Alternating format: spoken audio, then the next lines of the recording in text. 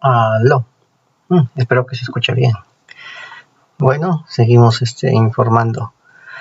Te quiero mostrar al líder Guanche. Te lo presento. El líder Guanche de Canarias, momificado hace casi 1000 años. Guanche era una tribu étnica propio de las Islas Canarias. Ese era el Guanche. Así se llamaba este grupo, este pueblo. Vamos a ver. Esta es la reconstrucción del rostro de una momia guanche de un lugar llamado el Barranco de Jerques, también denominado el Jacinto. Este es un hombre guanche de alta clase social que vivió en Tenerife hace unos 800.000 años. Aquí lo puedes ver. Está de un modo bastante expresivo. La forma como se muestra a este señor guanche.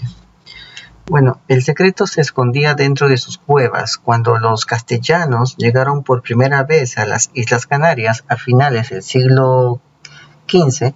En Tenerife llevaban cientos de años momificando a sus muertos. La práctica termina tras la conquista, pero los cuerpos que ya habían sido embalsamados permanecieron ocultos, protegidos de las miradas de los extraños. Esta momia, la momia del Barranco de Jerques, por ejemplo, no fue descubierta hasta mediados del siglo XVIII. 1000 años después de su muerte, aún se conservan uñas y dientes. La queratina se mantiene ahí. Cuando hablas de momificación, todo el mundo piensa en Egipto, se quedan sorprendidos. Sin embargo, cuando se enteran de los cuerpos momificados de los aborígenes de las Islas Canarias. La razón es que los isleños momificaban a sus difuntos para preservarlos después de la vida, aunque ahora sigue creyéndose que no hay nada dicho. O sea, es un misterio, dicen.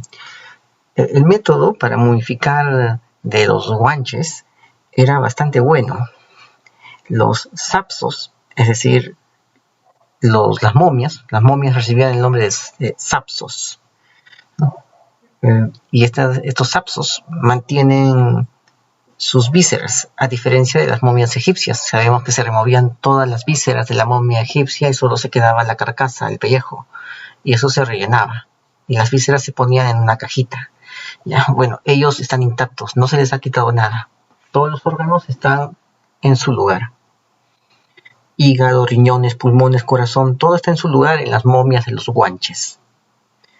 Y la musculatura también está preservada ahí. O sea, hasta el tejido muscular está preservado en estas momias. Vamos a ver. Si sigues viendo este video, vas a encontrar una foto de los fases que se han usado para recrear esta personificación de la momia guanche. Bueno, los embalsamadores, considerados apestados por el resto de la sociedad guanche, que tocaba muertos, ya sabemos que esta práctica es muy común, también en los judíos es común. Estos embalsamadores limpiaban los cuerpos de los difuntos con agua y luego los impregnaban con manteca animal, sangre de drago, corteza de pino o polvos hechos con piedra pómez. Todo ello se mezclaba bien con rocas desencantes que evitaban la putrefacción. Durante 15 días la carne humana se secaba al sol, en arena quemada durante el día y expuesta al humo de una hoguera durante toda la noche se secaba al sol. Pasadas 2 semanas se envolvía el difunto con pieles de ganado, más y mejores dependiendo del nivel social. O sea, también los insumos dependían de la pasta, del dinero que tenga, o de los recursos económicos, perdón, en ese tiempo todavía no había un numerario, ¿no? De los recursos económicos que tuviera la familia del finado. Igual que ahora, ¿no? Un buen sarcófago, un buen carro, una rosa extra, te cobran un poco más, ¿no? He visto los planes de funeraria del colegio de abogados, ¿verdad? Por una cosita chiquita ya te pagan otra cosa más, ¿no? Por una flor, ya, listo. El arreglo floral, con o sin arreglo, te pagan. Con arreglo, tanto, sin arreglo, tanto floral, ¿no? O sea, al final, la muerte es muerte. Bueno, al final las momias pues, se depositaban en lo más profundo de las cuevas, ubicadas en los puntos más inaccesibles de la isla. Bueno, la momia del Barranco de Jerques o Barranco de los Muertos es la mejor conservada del mundo. Sorprende por su pelo abundante y rizado, de un tipo que no se ha encontrado en otras personas embalsamadas. Ojo, que es distinto, otro fenotipo un poco diferente. Incluso hay quien pensaba que era una pieza de madera, especialmente por su color. Color madera, ¿no? O sea, era de un color de madera, algo marrón o ¿no? Un color de un tronco de un árbol. Así era. Quizás provenía de los antiguos romanos, ¿sabes? Pues los antiguos romanos eran marrones, pelo marrón, ojos marrones, piel marrón, ¿no? Todo así, todo de marrón, ¿no? Todo con ese pigmento, ¿no? Esa cantidad de guanina y melanina que le daba un tono marrón. Es interesante, ¿eh? Interesante. Bueno, sucede que en 1764 un señor llamado Luis Román, gobernador de Tenerife, se llevó esta momia durante una visita a las cuevas de las 1000 momias para mostrarla en la corte de Castilla, ¿no? La corte de España. Este individuo embalsamado era un hombre pues, que pertenecía a la alta sociedad guanche y vivió entre los años 1160 y 1260 después de Cristo. Tenía entre 45 a 50 años a la hora de su muerte. No tenía ningún problema en los dientes, tampoco se ha encontrado fractura alguna en su cuerpo, ¿no? Cosa que es algo extraño porque los guanches eran bastante agresivos, una sociedad bastante agresiva entre ella. En esa isla también se daban pugnas, algo potentes, y sin embargo él está invicto. Bueno, la patología que más llama la atención en esta cultura es la traumática, pero sobre todo más que por accidentes, por violencia. O sea, entre estos clanes que había en la isla había enfrentamientos que se excedían de violentos. Solo estudiando los cráneos podemos ver un porcentaje altísimo de la población, especialmente masculina, que presenta lesiones por fractura. Okay, eso es todo la población masculina. Los exploradores castellanos redescubrieron unas islas que imaginaban deshabitadas, pero encontraron rasgos rubios y de ojos claros en algunos aborígenes. Eso los dejó algo desconcertados. Muchos de estos isleños tenían además una fuerza y una complexión física extraordinaria que les asemejaba a gigantes. Esta momia del Barranco de Jerques mide 1.62 centímetros como momia, pero como un ser humano en vida pudo haber medido hasta unos 1,70 metros. O sea, algo alto. Los restos guanches más antiguos datan del siglo I y II después de Cristo. Los análisis de ADN han permitido desvelar que estos aborígenes son genéticamente similares a los bereberes encontrados en Marruecos y que datan del Neolítico tardío. El hecho de que existan algunos individuos rubios con ojos claros se debe a las inmigraciones prehistóricas de Europa hacia el norte de África.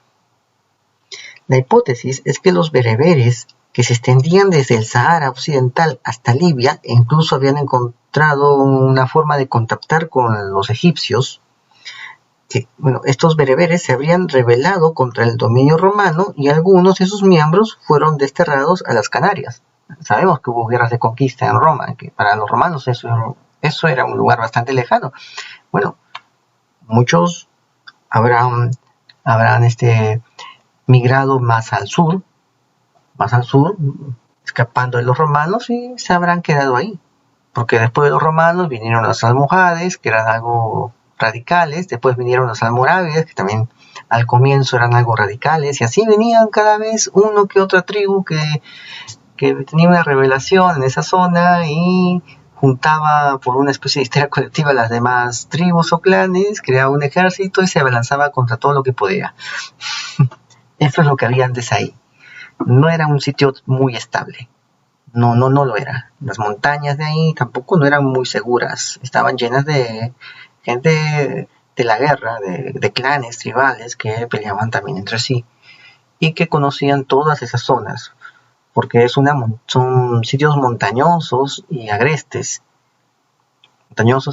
Y muchos de ellos secos, con pocos oasis, que son cerros que bajan en pendiente hacia el océano Mediterráneo, hacia el océano Atlántico o hacia el mar Mediterráneo. Bajan en pendiente, y mientras bajan en pendiente hay bastantes accidentes geográficos y hay bastantes recovecos donde ellos sabían dónde ir, dónde hacer sus campañas, y así tenemos una guerra de Argelia que solamente pudo librarse en una alianza entre españoles y franceses para poder salir adelante, o si no hubieran perdido.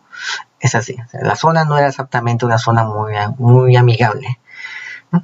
Entonces es muy probable que por esta situación, que no solamente es del siglo XX, sino que desde siglos anteriores, ellos hayan migrado. Estos bereberes hayan migrado, sobre todo con las conquistas romanas, y se hayan exiliado o autoexiliado a las Canarias. Esto explicaría por qué los guanches no tenían ningún conocimiento sobre navegación, aunque sí contaban con sus propios reyes. Sus reyes recibían el nombre de menceyes. Además, las mujeres tenían el derecho a separarse de los hombres. En la sociedad guanche existía el divorcio. Bueno, y los faraones fueron también embalsamados. Eso desvela el secreto de esta momia guanche canaria. Bueno, siguiendo, ¿no? La llegada de los castellanos a las Islas Canarias a finales del siglo XV produjo un enorme choque entre estas dos culturas que se desconocían mutuamente. El encuentro de dos mundos, se le acostumbra a decir. Los aborígenes quedaron asombrados al ver cómo es que gente armada y con herramientas que ellos no conocían desembarcaban en sus tierras, mientras que los hombres de Castilla se sorprendieron de la altura de unos nativos con rasgos que jamás habían visto. La guerra fue inminente entre ambos pueblos, y con el paso de los siglos, la cultura guanche fue desterrada al olvido. Bueno, ¿qué más podemos decir? Podemos proseguir hablando sobre el ADN realizado sobre estas momias, que ha demostrado que los guanches compartían genes con los bereberes, el cual ocupó el primer milenio,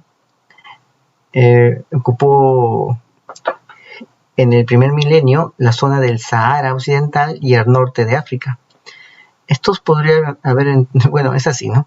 Es así. Bueno, ahí terminamos, ¿no? Ahí terminamos. Bueno, ya sabemos lo que pasó. Hubo una guerra, los castellanos entraron ahí. La guerra para la conquista de Canarias está documentada.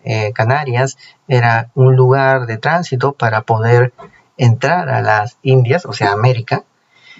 Era un punto básico, porque después ya no había nada. Después de Canarias solamente había mar abierto, necesitaban ese lugar.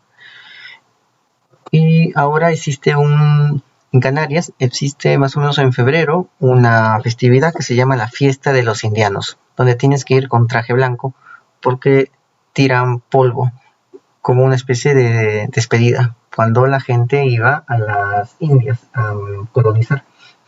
Eso había en Canarias. Todavía sigue habiendo, se llama la Fiesta de los Indianos. Bueno, ya sabemos lo que pasó. Tomaron la isla porque hubo una guerra entre ambos pueblos. Ya sabemos quién ganó. Y con el paso de los siglos, la cultura guanche fue desterrada al olvido hasta el día de hoy. Saludos.